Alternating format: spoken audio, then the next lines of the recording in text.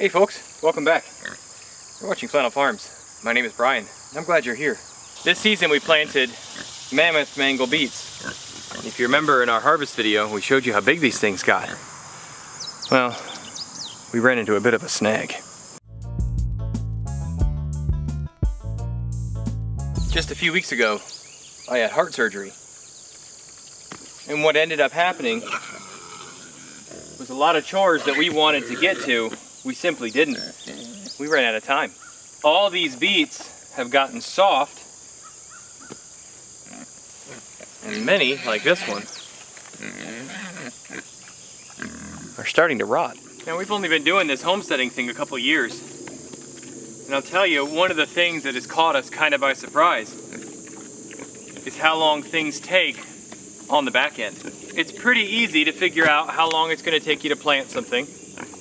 You can look at how long it takes to go from germination to harvest. It's not that hard to figure out how many hours you're going to have to spend weeding and tending gardens. One of the things we've never had to do on any type of large scale is preserve what we have grown.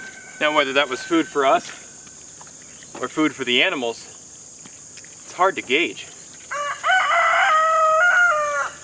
You can make some estimations on how long it takes you to can something or what have you. How long butchering takes. But large scale feed preservation escaped us this year. Although they seem to be enjoying it quite well. Rotted parts and all. So was it a waste?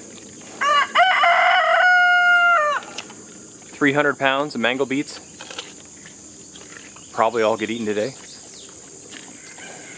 I don't think so. For several reasons. We've never grown these before, and our crop was actually pretty successful, all things considered. We planted a huge area and only really got a harvest out of a couple hundred square feet, as opposed to the several thousand square feet we planted. And that taught us that we did not have enough organic material in our soil. The place where it grew really well was where our chickens had been running. So what that helped us realize is we needed to put more organic material in the soil. And one of the best ways to do that is with pigs. So we sealed off this whole area. This used to be what we called the crop garden. And they have just turned this into a paradise. If you want torn up organic material. Let's go look. As you can see, they've been doing some work. They have churned it all up. They have been pooping all over. I don't have to till this.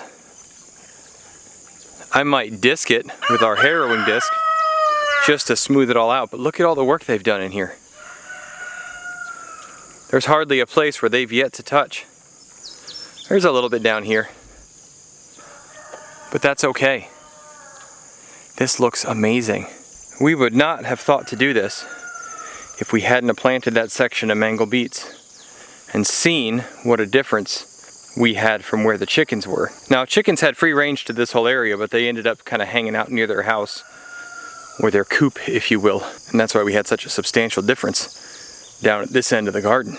This was the line where we used to have the electric fence.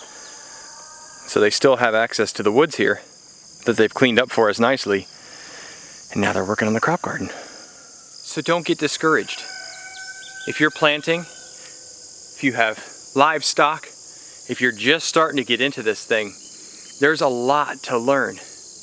Like I said, we've only been doing this 2 years. And the amount of information we've learned in the past 2 years has been unlike anything I think I've ever done before. And it's okay when you hit setbacks and snags, because now we know for next year.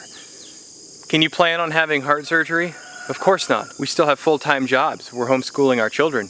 There's a lot going on all the time, and sometimes life just throws you a curveball, and something you thought you were going to get to, you just don't. It's okay.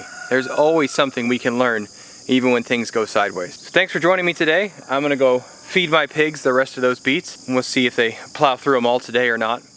This is also going to help me learn how many beets I need to plant, what size they need to be, and how long it will take 4 pigs to go through that many beets. All learning experiences for next time. If you haven't already, please hit that like button. Don't forget to subscribe to our channel.